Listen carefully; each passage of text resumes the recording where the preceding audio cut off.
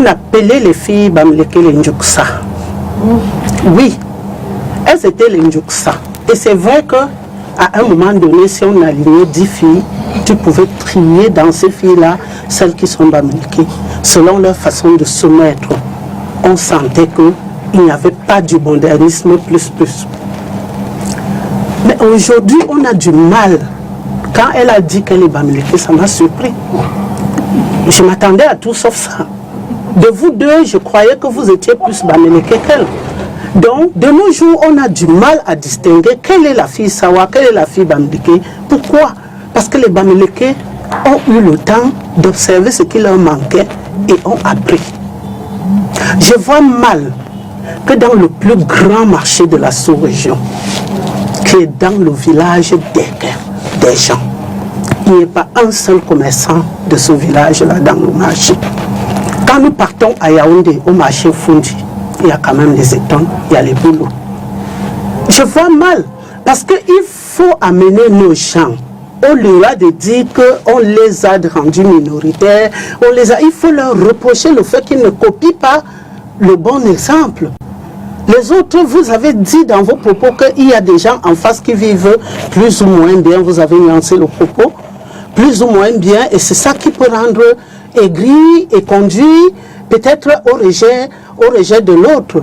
Moi, je veux dire, pourquoi ne pas copier, et j'ai toujours dit ça à ma grande sœur, pourquoi ne pas copier cet exemple de ces gens-là qui plus ou moins se battent seuls, qui n'attendent pas l'État du Cameroun pour pouvoir leur donner un emploi, pour pouvoir qui se battent même parfois contre cet État qui met des lois qui les asphyxie dans l'exercice de leur activité, mais qui, avec le résultat de ce travail-là, s'achètent de l'open de terrain aujourd'hui, en achètent demain parce qu'il y en a à vendre.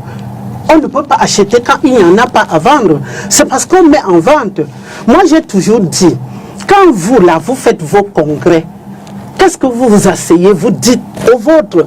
Parce que quand mon chef du village, lui, il appelle les gens, il dit le congrès. Les premiers qu'il doit lui-même désigner et inscrire, c'est les success stories.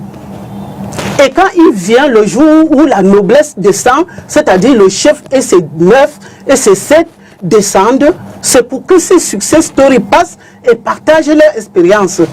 On m'a dit que vous êtes commerçant au marché Mbopi. Comment avez-vous fait pour entrer au marché Mbopi? Je ne suis pas né à Douala, je n'ai pas fait les études à Douala. Comment avez-vous fait pour entrer au marché Mbopi? Et là, nous jouons à cœur ouvert. On explique aux gens, j'explique que voilà, je suis parti là-bas comme un employé chez un commerçant et de fil à aiguille, je suis parti pour m'installer à mon compte. J'explique ça devant le parterre de mes jeunes frères et sœurs pour qu'ils comprennent qu'on peut partir de rien pour pouvoir faire quelque chose. C'est la même chose que j'aurais conseillé à l'élite, à mes frères et sœurs, l'élite Sawa, de pouvoir, quitte à appeler même les gens, au lieu d'en être offusqué du fait que l'autre en face est en train de manger, il mangeait à la sueur de son front. Il est en train de manger, alors comment a-t-il fait? Est-ce qu'il a volé? Auquel cas on mettait au poteau? Non, à Douala, les voleurs. Donc, moi je pense que on doit soigner notre discours pour pouvoir amener vers l'unité nationale que le thème a évoqué. Si nous sommes là à justifier pourquoi nous devons rejeter l'autre, et c'est l'impression que j'ai eue, pardonnez-moi si ce n'est pas cela, l'impression que j'ai eue, c'est que vous avez justifié pourquoi est-ce que les gens ont acheté les terrains, les gens sont venus mais dans toutes les métropoles. Allez dans un pays comme le Canada, prenez l'Ontario ou alors la ville de Toronto, on n'aura même pas 10% des Canadiens dedans. Et c'est pas normal aussi? Non, c'est très normal. Non. C'est ça le monde capitaliste. Non, je suis désolée. Justement, vous allez dire c'est pas normal, mais il faut commencer par les formes de l'État. Il faut commencer par discuter de est-ce que nous sommes un environnement socialiste? Est-ce que dans notre forme de ce que l'autre État veut, il voudra que tout le monde, certaines personnes soient en train de travailler et on partage le résultat du travail à tout le monde? Ça, c'est aussi une forme. Si l'État du Cameroun a opté pour le libéralisme planifié, si vous pensez que ce mode n'est pas convenable pour garder et à manger aux minoritaires, commencez par attaquer plutôt cette forme et ce mode de gestion avant d'arriver sur les individus. Parce que si vous prenez la chose dans ce sens, je crains que c'est exactement là le nœud du problème, et c'est de là que vient le tribalisme. Et si c'est les mamans, puisqu'on nous a dit le regard de la femme sur le tribalisme, ça veut dire que c'est les mamans qui parlent ainsi. Qu'est-ce qu'ils diront à leurs enfants? Lesquels enfants vont aller croiser les autres enfants dans des collèges, dans des universités? Ils répercuteront juste ce que leur maman, si la maman tant soit peu a dit nous sommes minoritaires et ces gens-là sont venus prendre tous nos terres, ça va de soi que l'enfant lui va répercuter ça à l'école. Donc vraiment, soyons ce que nous disons ici. Si c'est ça le but de l'émission, je dis, je suis pas approprié pour un plateau pareil. Je disais que par exemple, tout le monde n'est peut-être pas vendeur, maman. Il y a quelqu'un que je ne cite pas le nom parce que il a fait force ces derniers temps avec les discours haineux, mais qui peut-être lave les habits. Je vous jure que avant, les Bamileke là n'avaient même pas le temps de porter les habits. Mais maintenant, le Super 1000, c'est eux qui portent. Ce qui fait que si tu ne peux pas faire le commerce, tu peux quand même par effet d'entraînement savoir que voilà les commerçants qui sont agglomérés dans un espace et qui n'ont pas le temps de se laver les habits. Vous venez sur l'espace, vous prenez votre part de boutique, pas pour être commerçant, mais pour mettre de l'amidon sur les tenues de brandés.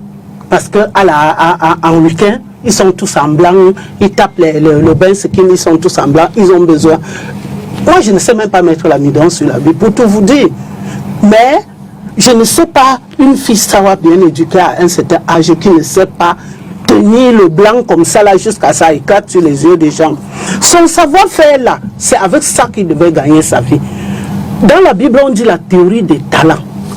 Je te donne un talent, je lui donne un talent, je lui donne un talent. On n'a pas le même talent. Mais chacun doit fructifier son talent. Donc, venez au marché, prenez des boutiques, pas pour être commerçant, parce que vous ne savez pas l'être, mais pour être blanchisseur, et vous aurez la clientèle sur place. Venez encore au marché. Avant, on mettait même la nourriture même. On se moquait de la nourriture de certaines régions. C'est vrai qu'on a appris à préparer le ndolé chez les Sawa, n'est-ce pas? Alors, nous avons de l'argent, nous cherchons de l'argent, mais nous avons besoin de manger. Parfois, on ne sait pas bien manger, on ne sait pas bien préparer. Venez donc au marché. Ne soyez pas commerçant, mais soyez quand même restaurateur à côté là. Parce que vous allez trouver le potentiel. Ceux qui ont de l'argent pour pouvoir payer votre plat à 2000 francs sur place, mais qui n'ont pas le temps eux-mêmes d'aller se faire. Je veux donc dire qu'à chaque activité, il y a un effet d'entraînement qu'il faut observer et voir.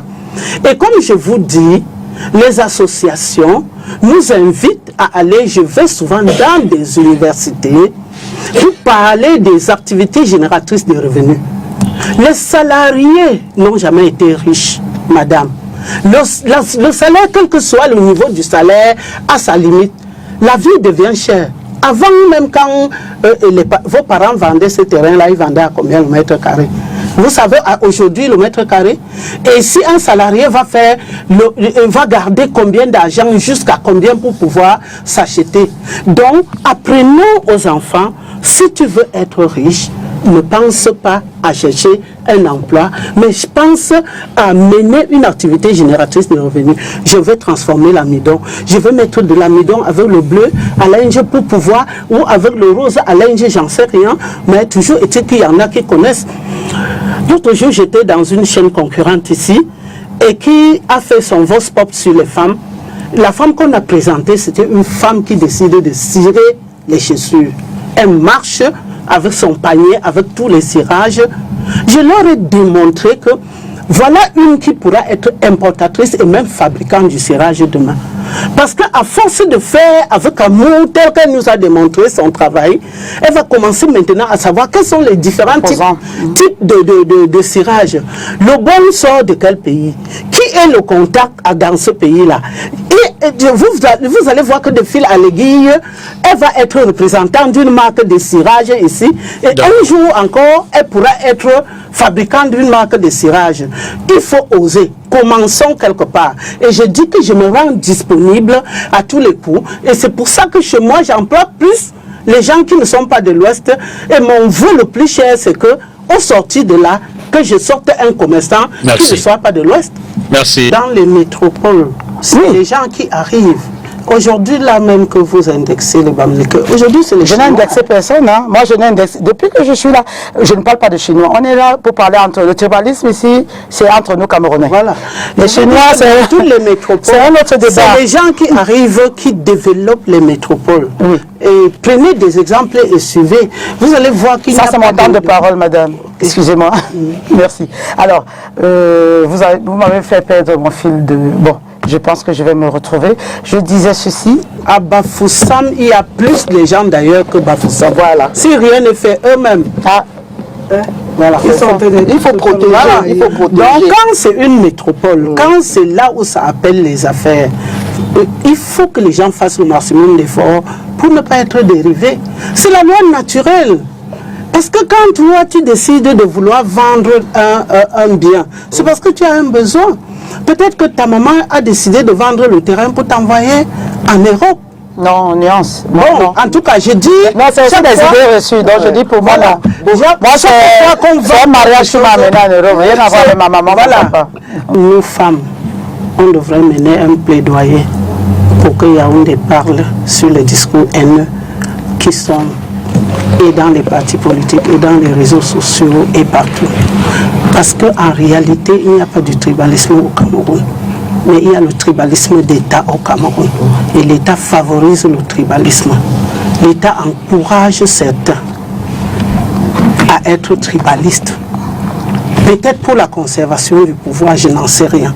Mais toujours est-il qu'il y a des exactions que nous regardons et que l'État ne réagit pas. Je ne sais pas si, en ne pas réagissant, ça veut dire qu'il encense cela ou pas. Le calme de l'État nous inquiète. Les discours haineux qui sont sur les... Il y a, comme elle a dit, il y a le tribalisme plus dans les discours que dans la réalité. Or, à force de nous répéter ça dans les oreilles, ça finira par venir dans la réalité. Donc, et je dirais tout simplement que nous devons apprendre, et même à nos filles, parce que l'exemple que vous avez pris pour votre pain qu'on donne, en lâchant une phrase... En lâchant une phrase, je suis quand même femme. Oui. Nous devrons déconstruire cela. Quand je lève mes filles, je leur prépare à pouvoir donner aux autres, même aux hommes, que d'attendre des hommes. Parce que les filles Sawa, vous pouvez sortir votre population de la léthargie, parce qu'il y a quand même quelque chose. Donc les discours que nous, femmes, devrons tenir avec nos enfants devraient être différents. Chez nous, à l'Ouest, c'est ce qui fait l'évolution. Même à l'Ouest, il y a des villages différents et qui ont des attitudes différentes. Chez certains gens, tu construis, tu dois, pour mettre la fondation, tu dois nourrir l'environnement, tu dois nourrir le peuple. Pour monter, et si tu montes à Papin, tu dois nourrir. Et si tu mets la tôle, tu dois nourrir. Chez certains, je crois que je ne cite pas, mais ça existe. Mais chez nous, à l'Ouest, quand une maman a vu une grande fondation, ce qu'elle rentrait dit, même si ses enfants ont déjà l'âge qu'elle ne peut plus affronter, avec un conseil comme ça, elle dit, oh, je suis moi la plus malheureuse, elle croise les bras, elle fait comme ça. C'est l'enfant qui va lui demander, mais maman, pourquoi tu penses que tu es malheureuse? Tu as vu ce que les enfants de tel sont en train de faire là. C'est ça qui fait leur honneur. Quand on va passer comme ça, leur concession va briller ici. Et vous À 25 ans déjà, un garçon ne devrait pas être dans la maison de son père. Ça, c'est chez nous, dans mon village. À 25 ans, tu dois commencer à plier les bagages. On devrait pouvoir amener nos enfants à comprendre qu'à un moment donné, l'assistanat n'est pas bon. Et le vivre ensemble voudrait que elle qui me connaît comme Bamileke, comme commerçante, comme celle qui gère les Bayam Salam, peut me dire, maman, j'ai une fille à la maison qui ne fait rien et qui a même les masters. Je lui dis qu'elle vienne avec moi et qu'elle observe. Oui, c'est vrai, ça va être difficile parce que elles n'auront pas le, comment on dit, si dans la tête on a dit les gens de l'Ouest là, ce sont des porcs, elle ne va pas obéir aux porcs. Elle ne va pas obéir aux porcs. Elle ne va pas donc être dans la posture d'apprendre et d'écouter. Pourtant, ce qui fait la force de ces porcs-là, c'est savoir que il n'y a pas, l'argent n'a pas de couleur. Si je mets mes tomates par terre au marché Sandaga, à défaut d'avoir un marché UP, je mets mes tomates par terre, à la fin de la journée, je peux faire l'autopsie banane à mes enfants sans avoir besoin de recourir à qui que ce soit. Auquel cas, je ne serais pas en train de regarder si l'État du Cameroun m'a donné quelque chose. Comment pouvez-vous penser, madame qui vient de la diaspora, que vous voulez vendre votre terrain et que l'État vous dise de ne pas vendre? Quand il vous dira de ne pas vendre, attendez, quand il vous dira de ne pas vendre... on ne m'accuse pas. Non, vous m'accusez. Je pose la question, je veux comprendre, vous allez répondre. Quand l'État va vous dire de ne pas vendre ce terrain, il vous donnera de quoi subvenir à votre besoin de l'heure, parce que vous vendez, parce que vous avez un besoin. Mais si vous vendez juste pour manger, c'est à ce moment que l'État peut, dans les formations, les entrepreneuriats, tout ce que vous pouvez imaginer, inviter tout le monde à venir savoir comment générer les revenus. Parce que faire une activité génératrice de revenus, c'est libéral. Merci, Alice. Ça veut dire que ce n'est pas... On y entre, on n'a pas besoin, même si on est repris de justice, il n'y a pas besoin d'un concours pour faire une activité génératrice de revenus. Tu as dit de vendre, tu as dit que tu ne peux pas vendre. Je ne peux même pas mais faire. Finalement, mais vous quand tu fais l'amidon, tu ne vends pas. Tu vends un service. Non, c'est un service. Oui, tu vends un service. Donc vous voulez qu'on vous fasse quoi? Qu'on vous distribue de l'argent? Ce qu'on veut. Le tribalisme ne date pas d'aujourd'hui. Il ne date même pas des années du renouveau.